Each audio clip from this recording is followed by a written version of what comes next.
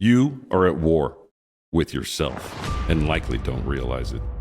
Your thoughts, beliefs, habits, and actions often sabotage you. Are they helping you overcome adversity or setting you up for failure? To win this battle, you must connect with your inner warrior. We all have a warrior within us, one that strengthens our resolve and helps us to rise to meet life's challenges.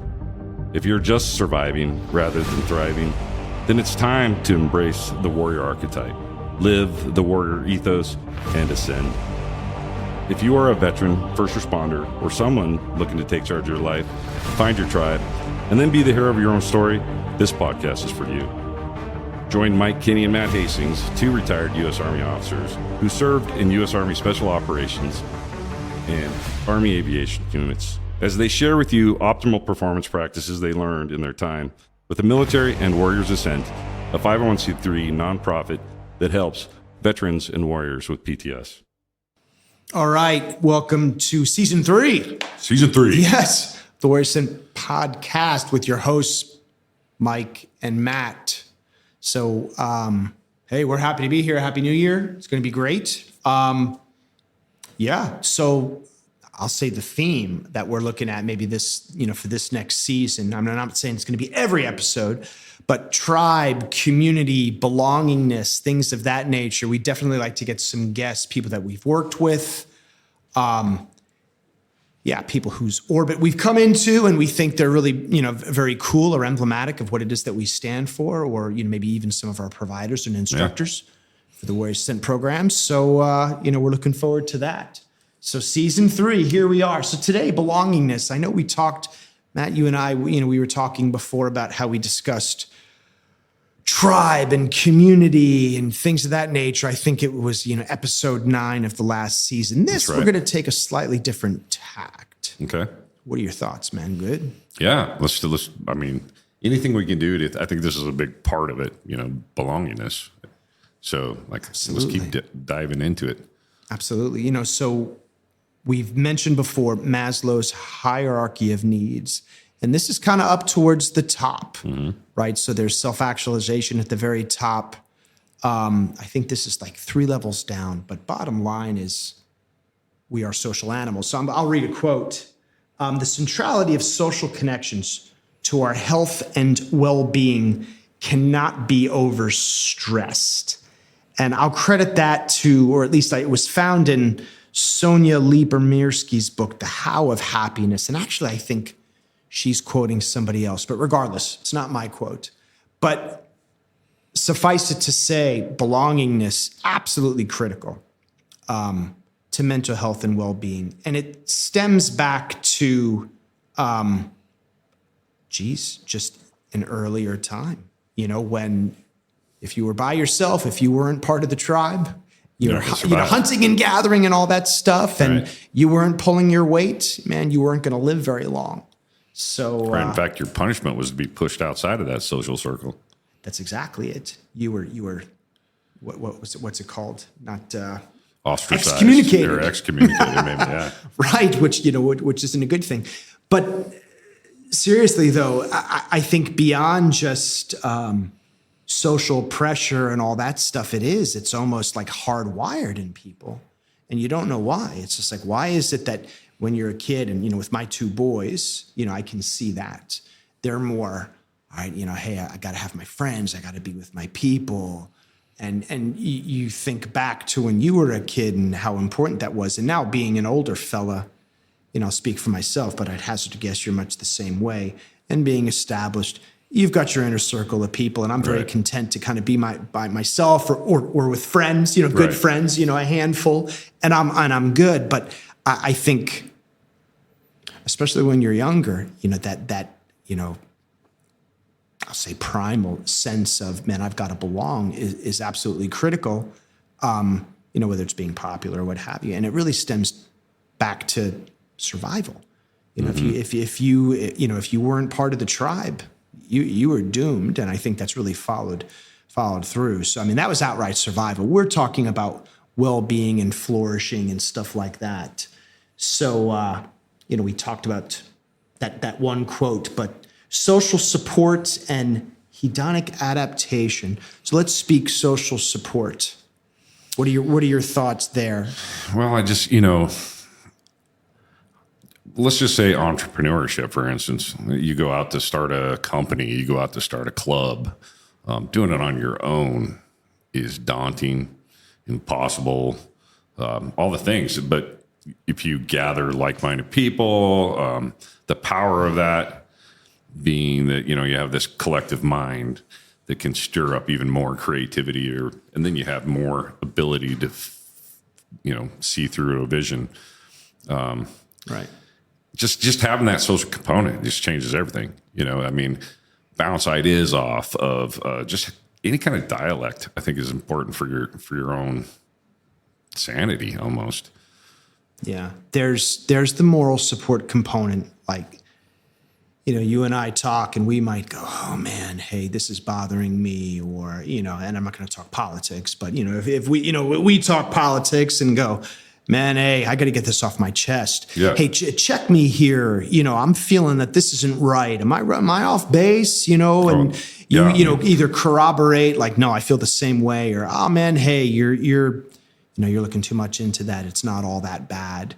So there's the moral support. I think, militarily, the Family Readiness Group, the FRG. Oh, wow. So for those that don't know, well, the soldiers. I'll say in our, I'm not gonna say all dudes, but when I was in, so when the boys are away, but when soldiers, guys and gals are away, and the families are left behind, having that social support, the Family Readiness Group, that could kind of stick together and make sure that the spouses and the kids had what it is that they needed was absolutely critical. It was helpful for us deployed, knowing that support existed for them, so I could take some of that off my plate, right, and concentrate on what I needed to be concentrated on, right, and that helped me get home alive to then take over my responsibilities of providing for my family again.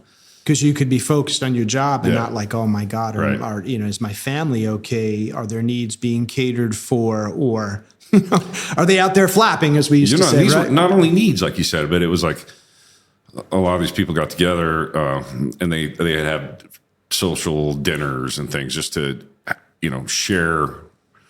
I don't know. They would help each other with their kids, raising their kids. I mean, there were so many things happening back in those family readiness groups that were building these tribes. And it was, especially I had deployed from Germany, and we were on this small, what they called them, casernes. That's right. And it was really just a housing concern. So it was all these ladies left behind with all these kids in a tribal situation because it was a walled community inside a foreign nation, and they felt like, oh my gosh. But on this thing, they were in the United States and they were all together, and it was just like, that's what got them through it. It's crazy. No, you see like the close-knit groups. Done a few, I'll say some embassy duty here or there, Philippines, Thailand, even India, New Delhi, which was fun. Kind of. And for those that don't know, I'll say the diplomatic presence over in a U.S. embassy, they call it the country team, and there's a representation of a variety of different, I'll say, organizations. There's DOD, right, Department of Defense, Department of State, legal attaché, so FBI, et cetera, et cetera. A lot of three-letter agencies, et cetera, et cetera. But talk about strangers in a strange land. Yeah, you saw in the embassies a very cohesive group out of necessity, because you have this, I'll say, American enclave overseas, and it's, again, it's a representation of America, everything from, I'll say, the language, the culture, the ethic, the values, et cetera, et cetera. But in that country team, all of the embassy staff, at least the American aspect, they were, again, high esprit de corps, a high level of cohesiveness out of necessity. That was the tribe, so because it's a shared experience. We talked about in the past. Those kind of things weave it to us, where instead of, like, I've noticed in the United States, those family readiness groups aren't as robust, aren't as required, because a lot of the families may go home to their home of origin. Maybe they go home to live with their parents, or they go back to their hometown while their soldiers deployed. And it's just not as necessary because the United States isn't that hard for them to manage. They understand everything around them. So the need drives, how much the tribe performs almost. Kind of like if you recall, September 11th happened 2001, and like suddenly the whole of the United States was patriotic together. Right. Even though yesterday we were Democrats versus Republicans, today we're just Americans. Right. And, the same kind of idea that I'm talking about is that, I don't know. Yeah. I think you get my point. No, absolutely. Absolutely. No, so in Sonia Lyubomirsky's book, she lays out a variety of things. So, strategies for investing in relationships. We'll talk about that shortly. But she talks about social support, some of the things that we were mentioning. And that's everything from the moral aspects to, hey, man, I need some help, and I don't want to go and ask a stranger. I want to ask my network. That's important. The other thing she mentions is less hedonic adaptation. I've heard it termed hedonic reset. And that struck me as, I'm not going to say odd, but interesting. And for those that don't know, and I'm obviously not an expert, but hedonic adaptation and reset is this notion that whenever you acquire something new, a new position, a new possession, whatever it might be, could be a car, could be a house, could be a promotion, could be a raise. And you think, all right, once I get this, I'm going to be happy. No, it's usually not the case. It's the hedonic reset is, okay, well, now that I have this, that's your new baseline, and then you want more, and then you want more. And that's why it is that most people see these millionaires and billionaires and ask, all right, how much is enough, man? Yeah. How much is enough? And for some of them, it's more and more and more, and people can't understand that. That is hedonic reset. It makes sense. Because for them, it's just like that's the new baseline. They become complacent. It becomes steady state, and they're like, and they get bored. And I'm sure that's got everything to do with dopamine and all sorts of things that, Huberman will talk about, in his podcast. Yeah. But that is the thing. But her point here is like with relationships, and I don't want to mischaracterize what she's saying, but it's interesting. If I'm understanding it properly, it's with relationships, it's not really the same. Like, well, I need more and I need more. It's like you've got your relationships. You've got that core of people that you care about, your support system. And that in and of itself is like sufficient. You have that and it's satisfied, and it's like, I've got my wife. I don't need 10 wives. It would kill me. No, but I'm absolutely satisfied with my wife that I can confide in and is there for me. Right. Same thing. I've got my kids. I've got 2 boys. I don't feel this drive like, oh, I need more kids. I need more and more and more. It's right. No, I mean, I've got my boys and that's fantastic. I've got friends. I've got this, I've got that. So, this notion, whether it's tied to gratitude or whatever, but it's kind of, setting the conditions for overall wellness and happiness. And unlike many other things where it's like, what's next? What's next? Okay, what more? I need more. With those relationships, you're kind of like, all right, I've got my people. My with tribe. age, it's more about quality of relationship versus how many relationships I have going. That's exactly it, and that was one of the points. That's one of the points that she makes is quality versus quantity is a very important thing. Yeah, she like your inner circle. We should have this big joke in the tactical operations center. It was like the island, and there was like. In the center was the colonel, and if you were off his island, he'd put you out of the island, off the island, behind the survivor game. And it was just kind of funny. He's like, it's kind of like the inner circle, man. You're not in one inner circle anymore. You just breach some sort of level of trust or some level of whatever, As you get De Niro, older, right? And Meet the Parents, where he goes, "Are you in the circle? Yeah, in the circle. That's right. They do it in that movie too, but right? It really is kind of that way. But no, the other thing that I was thinking, in terms of this and belongingness and relationships, and it was, I can't believe I'm quoting this, but that guy, I think his name is John Gray from Men Are From Mars and Women Are From Venus. And, part of that, I mean, I'm sure it's good. I mean, I read it, long time ago, and there's some good little tidbits and snippets to come from it. Some of it is like when understanding women, not that I'm great at that, but women don't want you to solve their problems. Like, hey, all right, I got the solution for you. Sometimes they just want to be heard. They want some empathy. And you're like, really? They don't want me to solve, no. But one of the other things that I'll never forget that, I'm quite certain he said is, not being needed is a slow death for a man. Yeah. This notion that, you're inconsequential. I don't really need you. I could tell you. And I'll tell you, I think for a lot of people, quite frankly, when they leave, I'll say a unit or the army or whatever, you think you're the indispensable man. Nobody can do what I can do. And hey, I'm the guy in charge, or I've got this portfolio, or I'm the lead planner, or whatever it might be.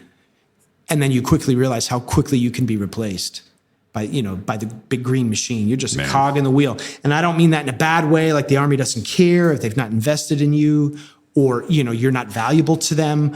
But, this notion that once you are gone, hey, man, next, Yeah, next. I remember being, you're not needed. Someone else will fill your spot and do your job out of necessity. Yeah. And that can be unsettling for some people, in terms of personal valuation. I know. I mean, that was my career. When at work, it was like a 12-hour, like nonstop, no goofing around. And just like this place would not function if I wasn't here. And then you retire. They don't call you ever again. It's over, man. And you could go try to visit later, and they're like, you don't know any of the people. They don't care. You're done. They just, boy, the big grilling machine really does just roll on. And there's something about that. It's like, wow, how I thought I was really keeping this place together. And it's like, man, that was all a fantasy or something. It's just weird. Like you said, it ties back into purpose, but it goes deeper than just like, I don't have a purpose. Like, I don't have a purpose and nobody needs me. Like that is hard, really is. And that happens at home. It happens, just like your kids think you're too old to do anything. Oh, Dad, let me get that for you. It's like, hey man, I was, squatting 250 the other day for reps, I could pick that up. That's pretty good. Yeah. So I can pick that up. See, in my house, it's different. I'm like, hey, do you want to help me shovel snow? Well, that's no. different. Yeah, you got littler guys. All right, man. Although you're my age. Yes. You just got started later. Yeah. No, so her major point is you've got to invest. It's super important. This notion of belongingness, having your network, having these relationships. And if you don't invest in those, they don't just happen by accident, or happenstance. So strategies for investing in relationships, right? So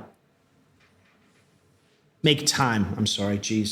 Make time to talk to one another, right? So set that time aside is what she's saying, right? An media-free zone just for talking. So no distractions. And we talk about intentionality all the time. We talk about being driven to distraction. Yeah. But Sonia Lyubomirsky's point here is if you really want to invest in relationship, especially with the spouse, but kids as well, make that time.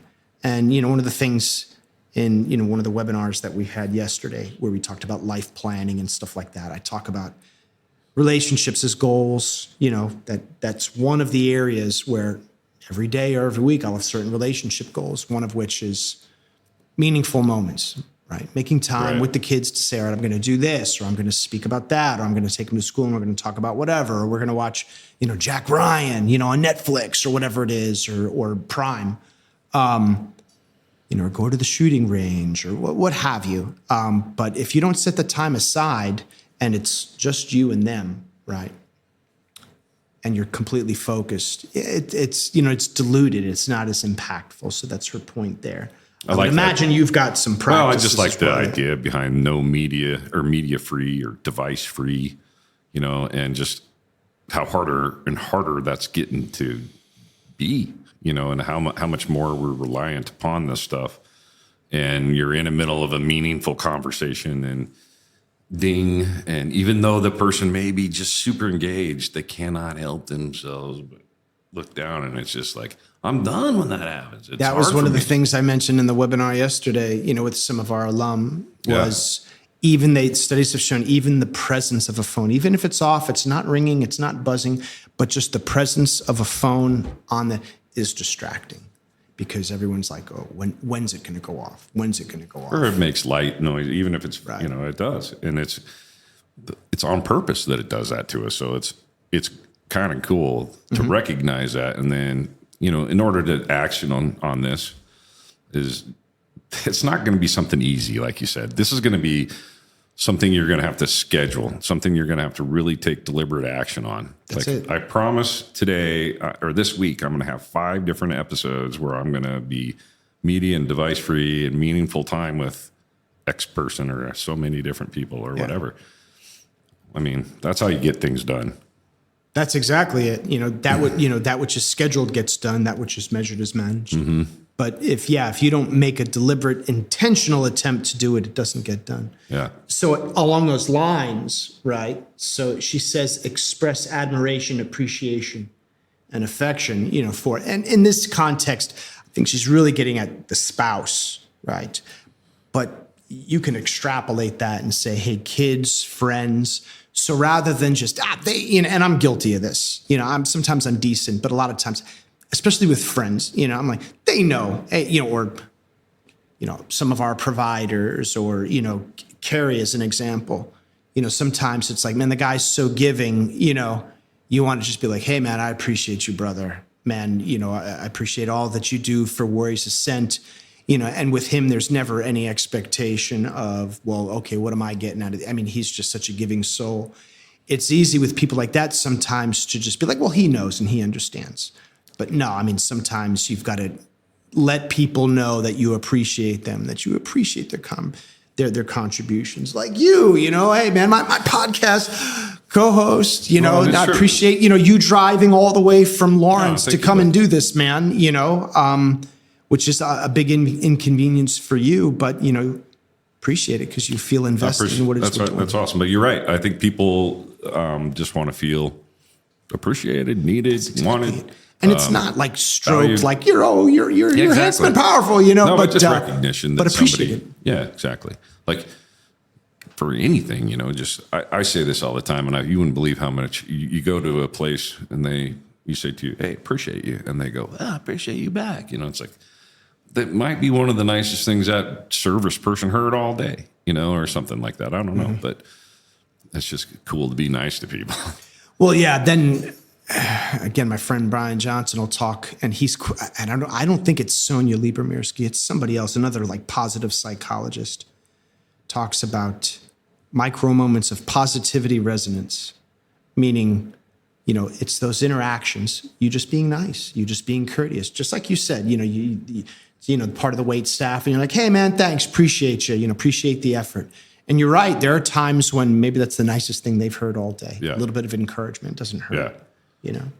But, so the other things that she says, all with an eye towards cultivating these relationships, really bottom line is express praise directly, like we learned in the military, praise publicly and then critique in private. Like if you've got something to say, like, hey, you kind of missed the mark here. Don't do that in the open. You pull them aside and say, hey man, you need to do better. Or, hey, I know you can do better. But in public, hey man, look what a great job so-and-so did. Right. Well, your spouse or your kids, no different. Don't think, well, they know. No, they don't know. They don't. And even if they do deep down, they still want to hear it. So that's just a great way to cultivate relationships. Absolutely. Right. They say capitalize on good fortune, meaning if a wife, a friend, a kid, a coworker, whatever, does something good, don't just be like, oh yeah, good for you. I mean, revel in it with them, you know, and just say, man, that is a good job. Congratulations. Because think about that. Whenever, hey, this great thing happened to me, and somebody's like, that's nice. How's that make you feel? You're like, well, geez, thanks, man. Versus somebody that's like, dude, that's awesome. Holy cow, well done. You deserve that. You worked hard. Man, I had this really amazing nurse I happen to know, and one day she wasn't on call on a weekend, and the people that were had some serious emergencies going on. They weren't necessarily the most ready to handle it, so they called her for some help, and she just went in and spent all day at the hospital when it wasn't her day to do that on a Saturday, just to help the team, and just to help the overall mission. And like, she didn't want anybody to say anything about it, but like the next day, her bosses gave her just a silly $15 card for coffee. Right. And you wouldn't, and a note. Yeah. And if you could put a value on that was a dollar figure, it was $1,000 because it just blew her away. Because it's not even the monetary. It's the notice. It's the notion that they noticed that she put in the effort, extra effort. Then just a little trinket, just a little, like it goes, it's just a silly thing like we did in the military by giving you a 10-cent piece of ribbon and calling it a hero award. That's right. You wouldn't believe the kind of stuff people do. Not for that, but the fact that it's a thing that happens after the fact is like, wow. Mm-hmm. And like, here's your whole chest full of it, and it makes sense. It's a psychology they've been known to have that kind of positive reinforcement for a long time, it's just the recognition. Yeah. That's the thing. It's like so many people, they just grind, they go unrecognized. And after a while that's soul sucking, Either way, we're speaking to, how is it that you cultivate the relationship? And as we've said early and often, right, we always want things to be actionable. We can speak concepts in theory, and that's great. And we usually start with that, like, hey, belongingness is important. Okay, well, that's great. Well, then how is it that you foster relationships that I'll say that engender that, that relationship? That outcome. Well, these are some of the things. Right, so manage conflict, she says as well, which can be hard, conflict resolution. So her point being, not that it was a treatise on conflict resolution, but it's just be mindful. Don't be acerbic. Conflicts invariably will arise, friends, family, whatever. But the way it is that you, I'll say, very adroitly navigate through that is important. Meaning, don't attack the man or the woman like you're so stupid. And I've seen that, and she's got a variety of examples, like with, we'll say, marriage counselors.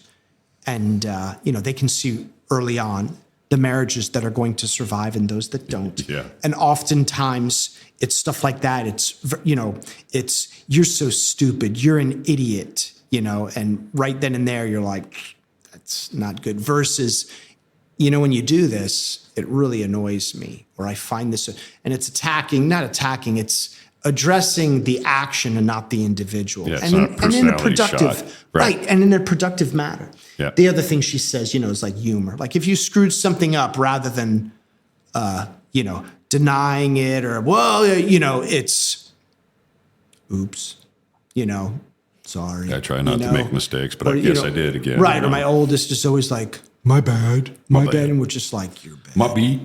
My bad, So that shows my age. The other thing she mentions is share an inner life, meaning share with your significant other, your spouse, your friends, whomever, your desires, your goals. When you're like, well, that's that. I keep that all personal. Okay, there's some things I get that are personal, but if you really want, a bond in a relationship, sharing what it is, that your aspirations are. Especially if it's like a joint venture, right? Like, hey, we're a couple and a family. We're on this adventure together. Why not? Why not make sure that that we're going to the same, we're marching in the same direction. So that's important as well. And lastly, being, supportive and loyal. Hey, when your wife, spouse, kids, whatever, they do great things, friends, you're like, hey, man, I'm here to support you, and that loyalty piece. I know that's big to me. Don't be a backbiter, like, oh, yeah, fair weather friend and all of that stuff. Yeah. So got to be there when it's bad times, too. No, exactly. So I'll say major takeaways in the parting minutes, in the last few minutes. It's the notion that, hey, relationships are very important. It's not a luxury, according to Maslow, or it's a need, it's a fundamental human need. Almost at the top. Almost at the top, nearing the top, beyond, I'll say your physiological needs. Social support, being chief, I'll say chief among them. But in terms of a coping mechanism, right, the social support that you garner from relationships and belongingness in and of itself is a coping mechanism. So that's Yeah, it is. something to appreciate as well, versus drinking yourself to death, or some other substance, et cetera, et cetera. And then of course the strategies, hey, invest in that time.